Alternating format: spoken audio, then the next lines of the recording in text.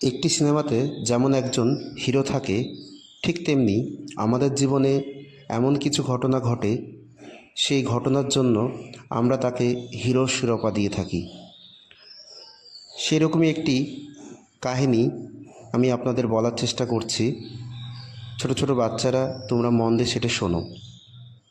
এটি class 4-এর unit 4-এর বাটারফ্লাইয়ের এই গল্পটি, দ্য হিরো অর্থাৎ নায়ক। গতবার গরমের ছুটিতে আমি শিমুলতলায় মামার বাড়িতে গিয়েছিলাম। এখানে আমার বলতে অপুকে বোঝানো হয়েছে। বিকেলগুলোতে আমার বিরক্ত লাগতো, কারণ রোজ বিকেলে আমার বন্ধুরা ফুটবল বা ক্রিকেট খেলতো, কিন্তু আমি কখনো তাদের সঙ্গে খেলায় সুযোগ পেতাম না। একদিন বিকেলে আমার মামাতো ভাই আমাকে এসে বলল, আমরা আজ বুড়ির মাঠে যাব, সেখানে আমাদের একটা কাবাডি খেলা আছে। মতিগঞ্জ থেকে আসা গত বছরের বিজয়ীরা আমাদের প্রতিপক্ষ, সুতরাং জলদি করো, 4টের মধ্যে আমাদের অবশ্যই সেখানে পৌঁছাতে হবে। কিন্তু সেখানে আমার ভূমিকায় কি?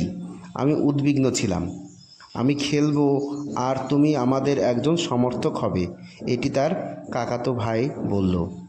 ও, অপু বলল, তাহলে তো ভালোই। আমি গভীর স্বস্তির সঙ্গে উত্তর দিলাম। বুড়ির মাঠ ইতিমধ্যে একটা বিশাল ভিড় জড়ো হয়েছিল। আমি ভিড়ের মধ্যে চুপচাপ একটা জায়গায় চুপ করে দাঁড়িয়েছিলাম। আচমকা আমার মামাতো ভাই এসে আমার হাতটা শক্ত করে চেপে ধরল।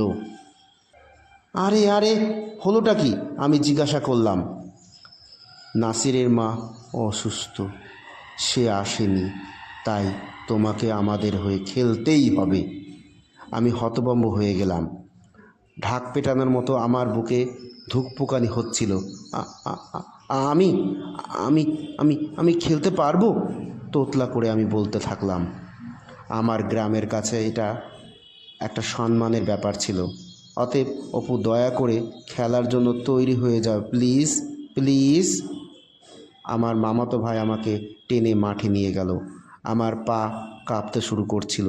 বিশাল জনতা আনন্দে চিৎকার করে উঠল, কিন্তু আমি কেবল আমার বুকের ধুকপুকানির শব্দটি শুনতে পাচ্ছিলাম। ধুক ধুক ধুক ধুক।